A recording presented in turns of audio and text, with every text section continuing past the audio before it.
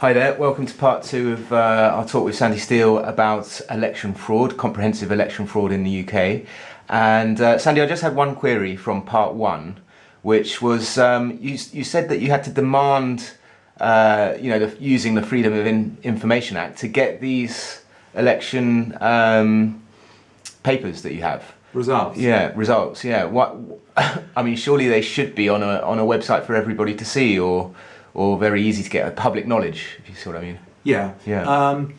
The election results should actually be on your local election authority's website, and they appear to, but in fact what they do is they strip out the critical information. And what I was applying freedom of information request about was the critical information that had been left out.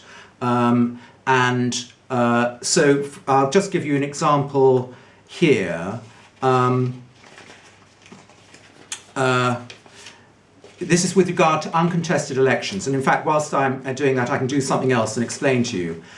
Cotswold constituency, these are double-sided, each one is a local election result, and as you can see this isn't just one candidate or two candidates, in many cases these are 5 candidates. Bring it a bit closer. There are over 500 councillors or council seats being contested for.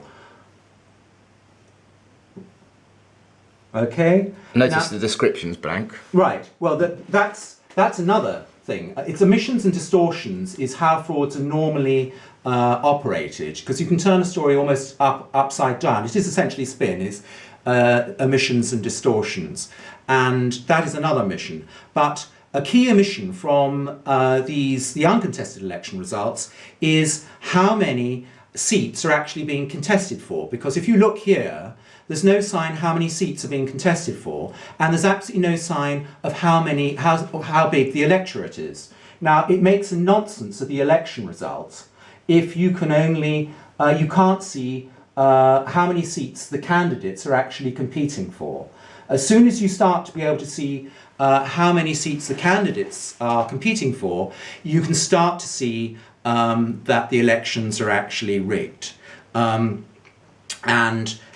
this is what this leaflet is actually showing you. It's showing you for each of the local elections how many seats are actually being contested for. And if you cross reference between the official election results and this sheet, you then can start to find out very obviously that they are comprehensively frauded, because the number of candidates standing in very, very many cases is exactly the same number as the seats available, and that has to have been coordinated. And in the case of the bid rigging cartels, of course, none of the candidates are declaring any parties at all, and this is what the two documents together reveal. So they're working together. Yes. Yeah. And just to use an analogy, it would be similar to a bunch of jockeys in a horse race working together to kind of bundle them, every other horse over, so that one pre-arranged horse could win. Yeah, it's nobbling. It's like horse nobbling. Mm-hmm. Is that they're working like jockeys have, particularly in the past, coordinated to make sure that someone they know, as you say, gets through, or the first 3 are one of them, and maybe other jockeys who are actually involved in the scam actually start to give trouble to any jockey that is actually likely to win who isn't part of the scam. Right, and then they all collect their winnings from the betting office. Yeah. So it is like horse nobbling, and that incidentally is a bid rigging cartel fraud. That's the sort of technical term for what that actually is. It's a technical term, but it is nobbling. Mm-hmm. I suppose the other thing I should say is that the evidence is actually there. It's in plain view, and once you start to look, a couple of intelligent, energetic constables, if they were directed, could clean up Every county, their own county, just goes straight through them like a dose of salts. So the party politicians have been referred to as a pack of cards, and essentially they are house of cards, or a house of cards, but really basically a house of knaves and fools, with none of the other cards being really represented. Once our police and or private individuals start to indict this, and it's very important, I think, to actually make complaints to the police, because of course if someone comes in and steals, you know, your most precious item off your table, and democracy and the law are essentially our most precious items, and we don't complain about it, essentially hard to be recognised as a crime. So freemen everywhere, and if you're not a freeman, then what are you? You're a slave, have to actually get up and make civil suits and make criminal complaints and criminal indictments. The more the better. The more the better. Solidarity, and that will actually give... it's the best thing we have in our weaponry, in our arsenal, is numbers against these people. And that will actually give support to constables actually doing their job.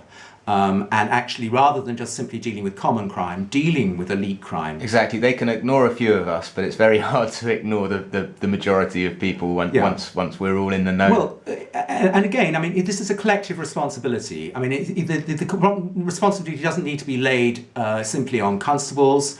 In many ways, they have been under attack. They've had their powers. They actually have a common law right to indict themselves and lay complaints themselves. But of course, the powers that shouldn't be insist that they go through the CPS now, which is controlled. Again, that's to cover their own tracks, isn't it? You know. It's in order that the political executive arm of government can control the justice arm of government, which is completely contrary to common law, reasonableness and proportionateness, and doing things in the open. So that's that. So I'll start. We'll break it up into 10-minute sections. But I'll start with the very first one. I'm going to do alphabetically, and I'm going to do the uncontested elections first, which are 87 uncontested elections, and then I'm going to go to the mere 17 contested elections, which incidentally there's a sign that those are frauded as well, and in very much the same way. So I'll start with Aldworth's. That is Aldworth's 2015 election result. Okay, got that, and right.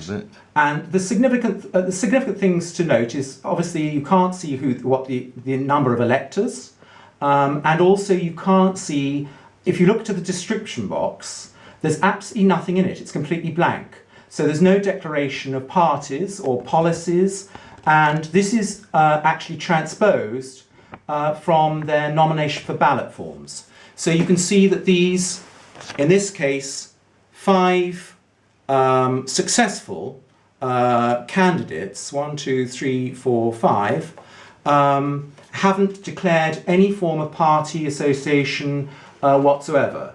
So you think that may be strange, and then you look to here and you will see the omitted information, which is there are actually only 5 seats for them to stand.